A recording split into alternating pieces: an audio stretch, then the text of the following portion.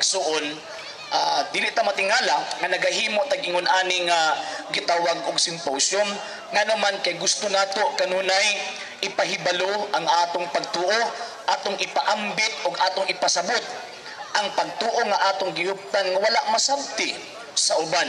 Unya taud-taud after niining mao nga tuang pagpamahayag mudawat tag mga pipila ka mga pangutana nga gikan sa atong mga higala nga dili sama natong pagtuo naman siguro'y mga iglesia ni Kristo nga niya dinhi, Saksi ni Jehovah, uguban pa.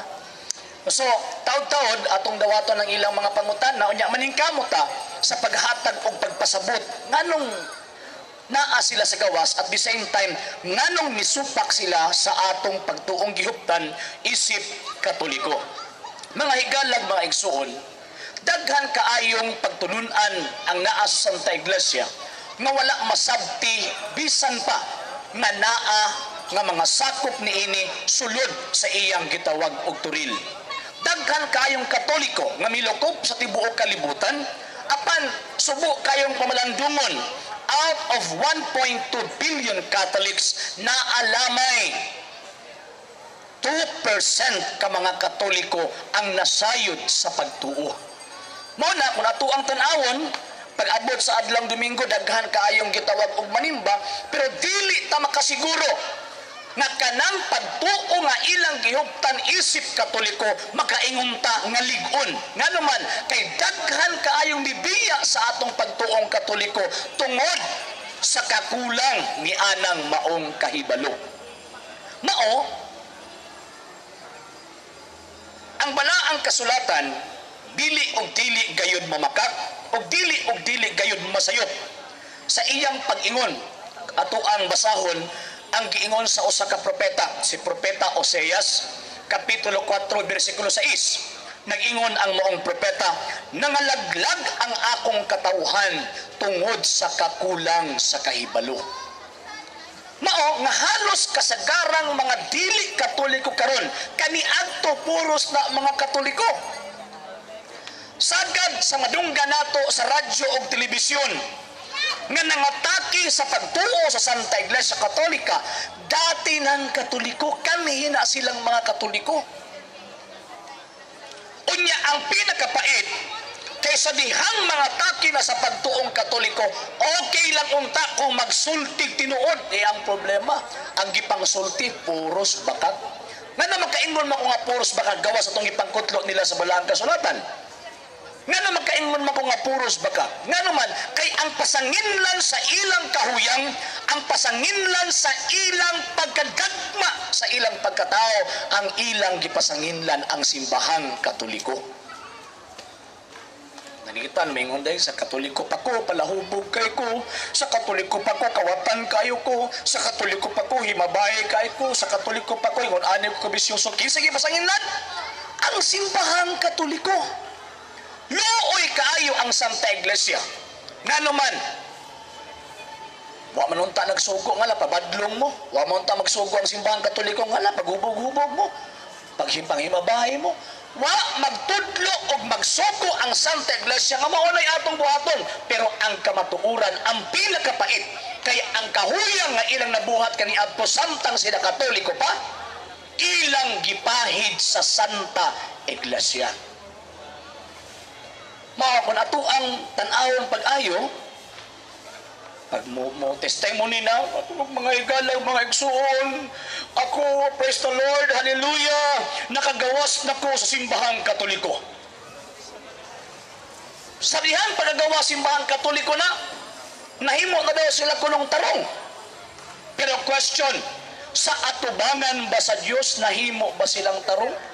Atubangan sa tao makaingon tag nahimo silang tarong. Nga naman tungod sa inungdan kadtong mga buhat nila sa Katoliko pagkaniadto nga pagpapadlong, ilan ang giusab sa dihan nahimo sila nga dili na Katoliko.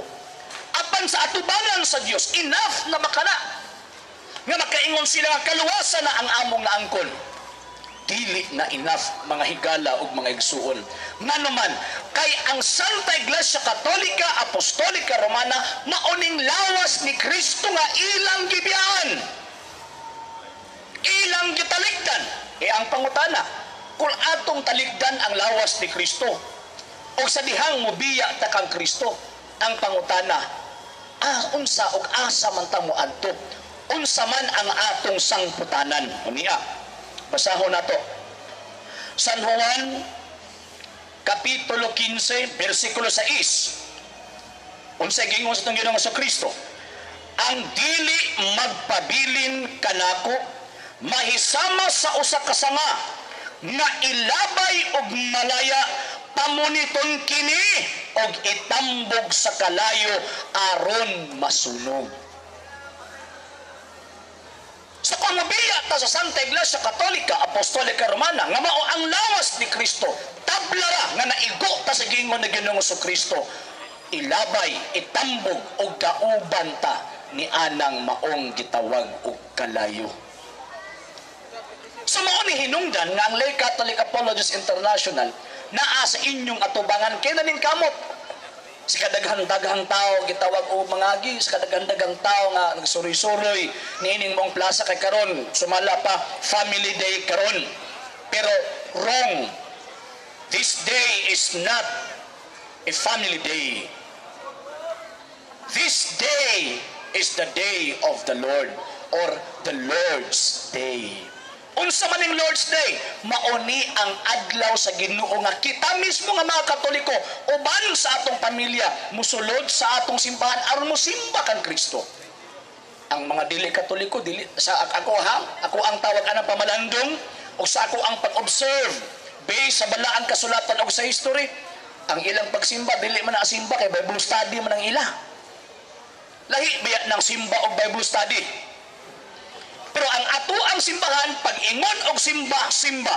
Pag-ingon og Bible study. Lahi ang Bible study og ang simba. Kaysa dihang ang mga Katoliko magsimba, di gyud na maukay-ukay og Biblia di sulod simbahan. Mabuto ng uban bito nga mga Katoliko, may mga di man din na lang ko mag-Katoliko kay katugon man ko diha.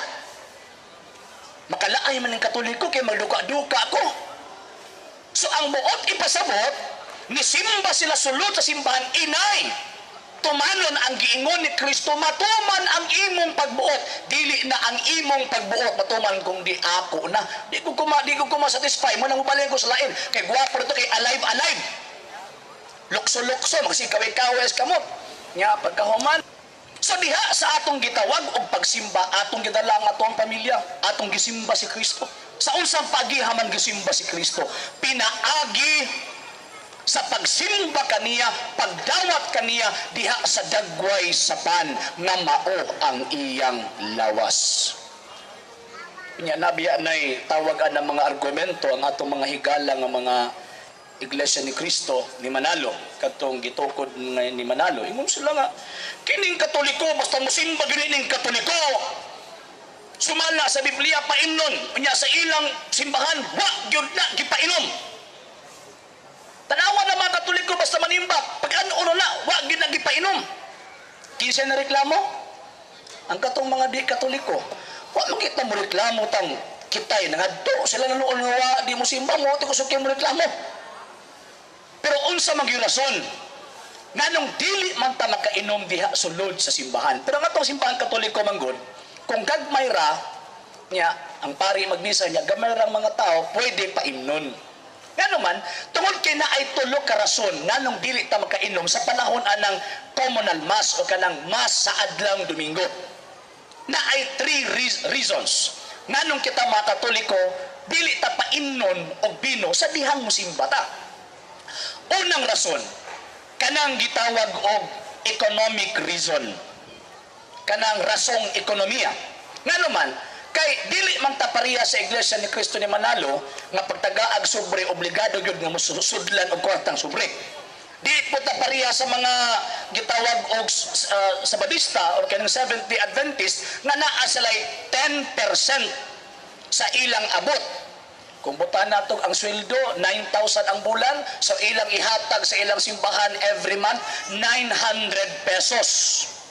Kung natuan ang itotal ang 900 pesos for 1 year, maabot siguro siya almost siguro 900 pesos, maabot siya almost 10,800 ang usa ka tuig.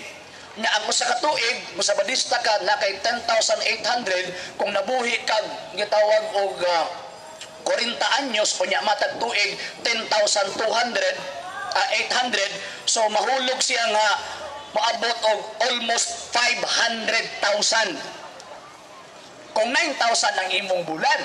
So muna mingon sila ang Katoliko gipangortahan lang mga Katoliko pagkasal bayad, bunyag bayad, pero ato ang totalon sila biya gipangortahan.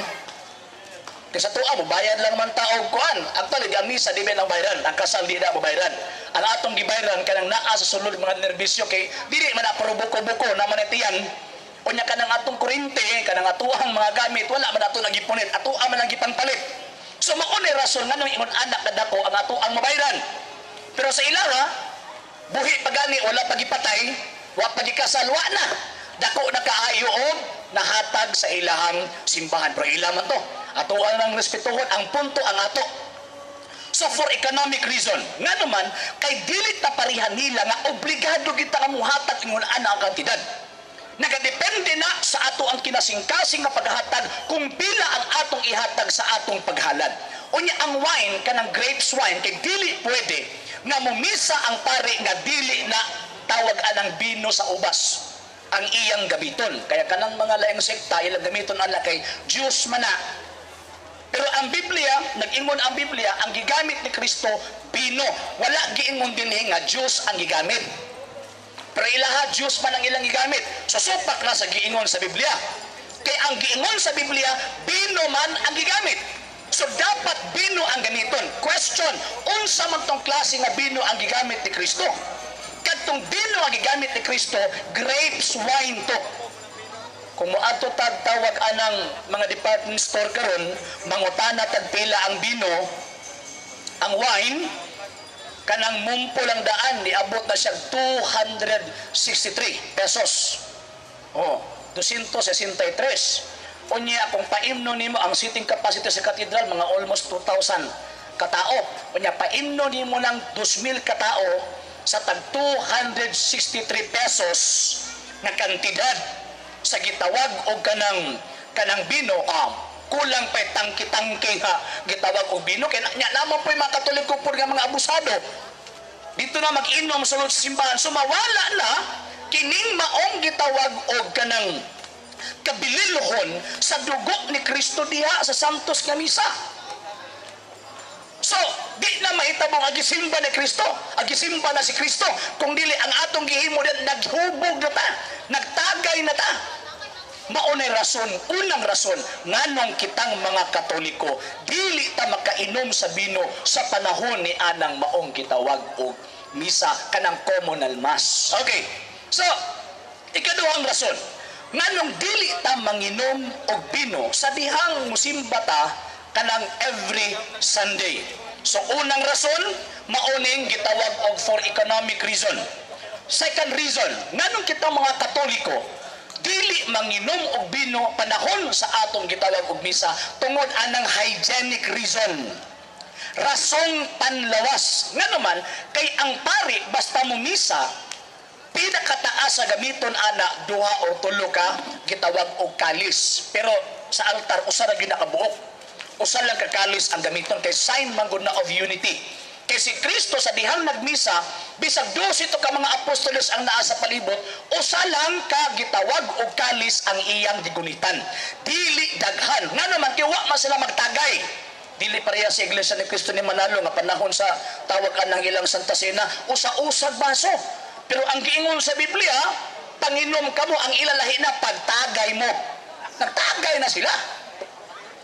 Pero sa ato lahi, gisunod nato ang gibuhat ni Kristo nga unsa man, usa lang ka kopa ang gigamit muna sa atong misa, usa ra gyud na ka kopa ang gamiton sa pari. Kanabang siburyong mga butangan sa bino, usa ra gyud na kabuok. Karon, kung paimno ng almost 2,000 persons nga naa sulod sa simbahan, magpuli-puli og tungab. Unya ang masundan nimo, with your respect or tawag anang para atong mga tao nga naay sakit, masundan nimo na ay sakit nga mananakod. Imbes grasya imong madawat, madisgrasya ka na hinuon. So mao na ikaduhang rason nga gilikayan sa Santa Iglesia nganong dili papaimnon og bino sa dihang panahon anang communal mass. Ikatulong rason, nganong kita mga Katoliko dili man kainom og bino sa panahon diya sa Santos nga Misa.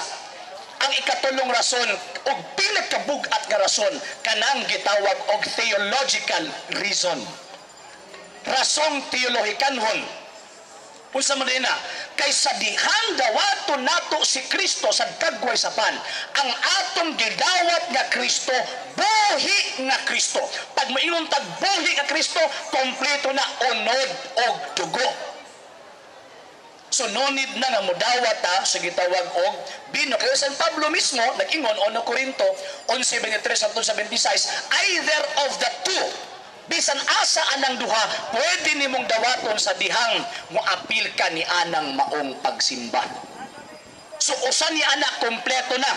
So pag mudawat ta og pan o mudawat ta og osteyas, mudawat ta og katong pan nga kanang nipis kayo, yung mo tingala ng nipis kayo kaysa una manggod, ang ginagamit ni Kristo nga tinapay wala may patubo. Unya gahi ng pan nga way patubo, gahi.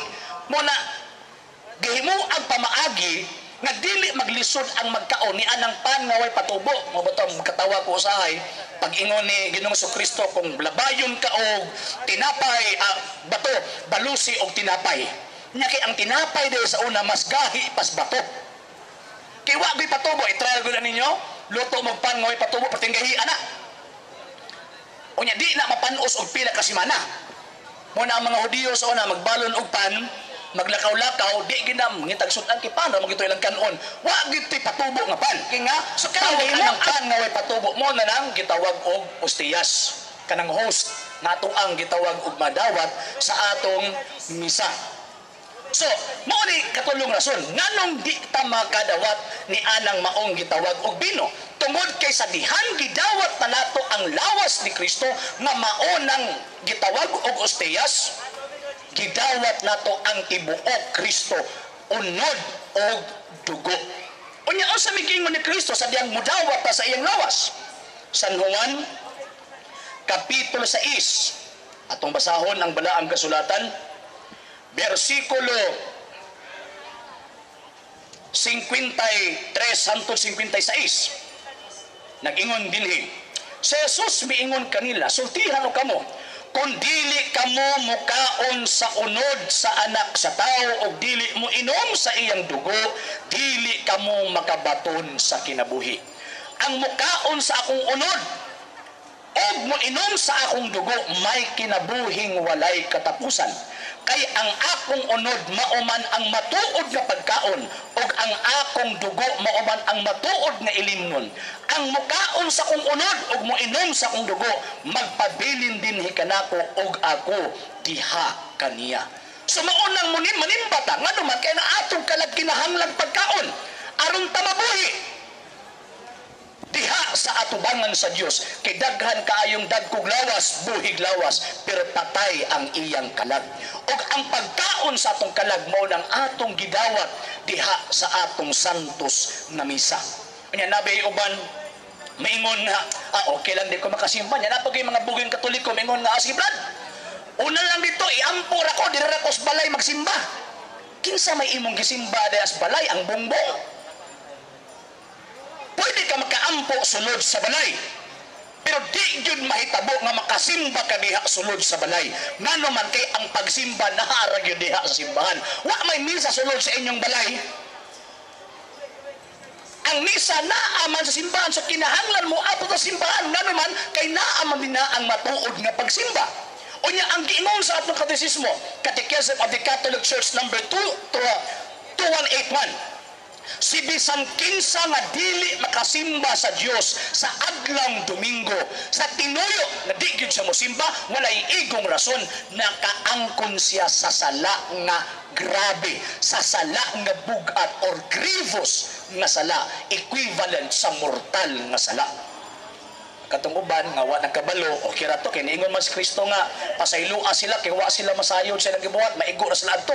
Pero kini mga tao ron kitarong ani adinhi nga nakadungog o nakabalo kung di ta kasimba sa adlawng Domingo, di ta makasimba sa Dios adlawng Domingo, sa adlawng Domingo nakaangkong ta og grievous nga sala, dako nga sala.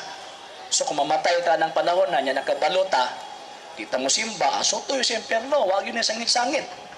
Usog pa na sa rakit. So mao na hinungdan nga nung naate pagsimba. Nga naman kay kining atong pagsimba ang santos nga misa mauna ang kasing-kasing sa atong pagtuong Katoliko. Dili na ka Katoliko kung dili ka moapil sa misa. Wa na kay kalainan o wa na tay kalainan sa mga higala nato nga naa sa gitawag og gawas nga nagasupak sa atong pagtuong Katoliko. Alang sa mga dugang videos and informations, just click like, subscribe, then click the notification bell for more updates.